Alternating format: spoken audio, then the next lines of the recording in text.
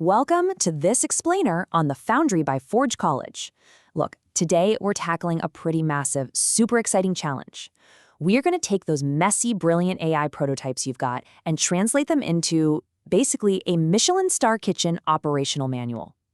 It's all about taking the raw material of your ideas and turning the whole shebang into a rock-solid project plan. Let's dive in.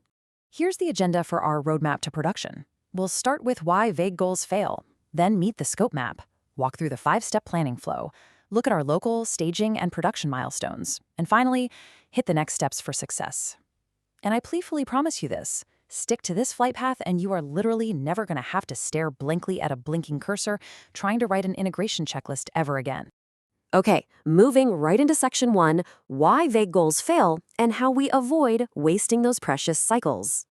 So think back to our previous lesson, right? We were building out those AI feedback loops and custom MCP integrations. But as you know, having moving parts just isn't the same as having a finely tuned working factory machine.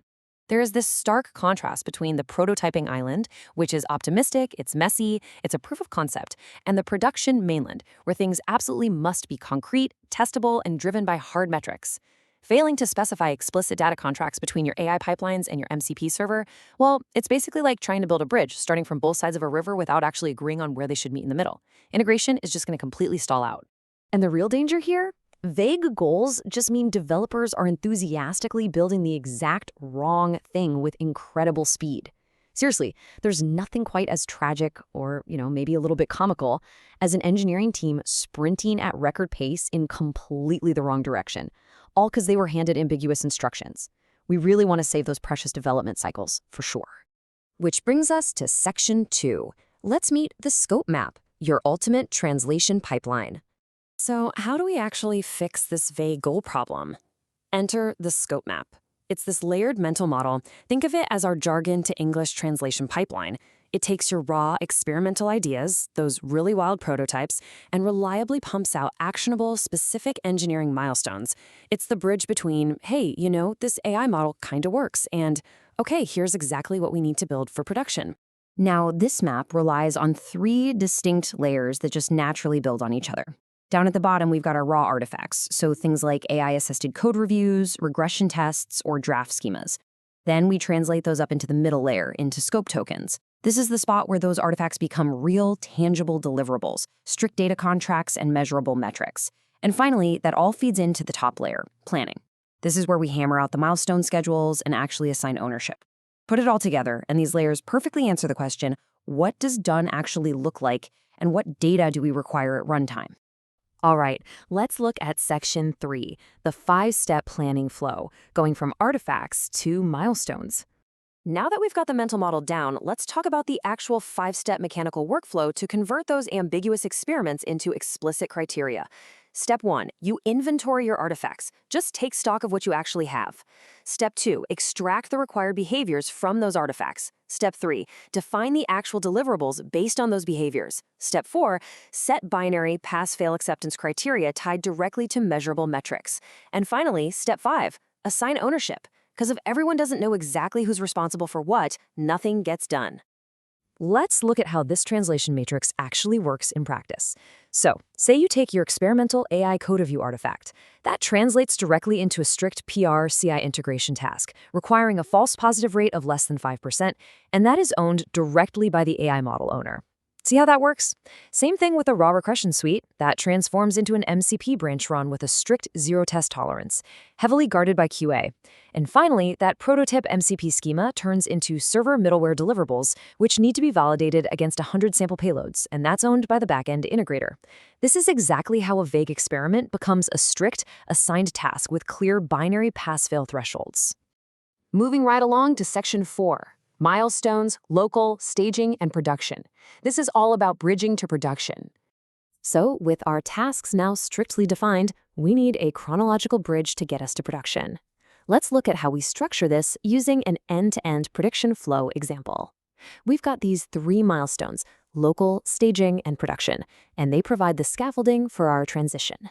We're moving from just a local MCP server running simple payloads all the way up to a full testnet simulation. It's a very deliberate step-by-step evolution. Let's focus on milestone A for a second, local integration. The magic number here is 100. For local integration to actually be considered done, you need an end-to-end run producing 100 validated rows with absolutely zero schema errors. It's a small enough batch that you can debug it easily, but it's large enough to prove your foundation is completely solid. Next up is milestone B, which is staging. This is where we really ramp things up. Our acceptance criteria here demands a 1,000 request batch execution with less than 1% dropped messages, and an accuracy that stays within plus or minus 3% of our training baseline. Oh, and quick aside, if you find yourself wanting to really master these specific staging environments and deployment pipelines, diving into some of the other Forge College learning programs is a fantastic way to level up those skills. Highly recommend it. And finally, we hit milestone C, production readiness. Now we are scaling all the way up to 10,000.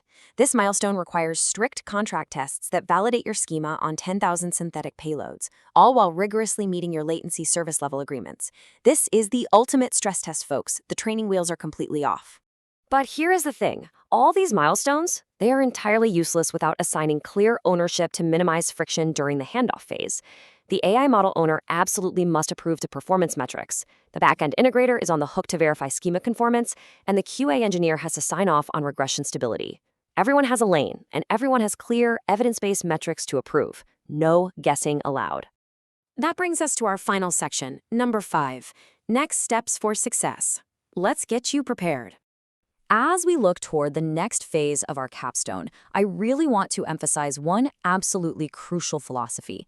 Acceptance is evidence-based. It is not opinion-based. Your go or no-go thresholds, they must come from observed metrics that you gathered from those earlier feedback loop experiments. They literally cannot be arbitrary guesses or gut feelings. We have to rely on the data. So, what exactly do you need to prepare for our next lesson? Well, it's pretty straightforward. Grab your finalized deliverable list, prep your contract test templates, and bring your annotated MCP message schema along with a few sample payloads. If you have those ready to go, it's going to make our next topic, finalizing the custom MCP server specs and integration checklist, an absolute breeze. I'm going to leave you with this question to chew on. How will you implement the scope map to build your bridge to production? I challenge you to take the raw materials you have right now and start translating them into testable reality today. Thank you so much for joining me for this explainer. I really encourage you to visit forge.college to explore more Web3 related topics and keep expanding that toolkit of yours. Until next time, keep building.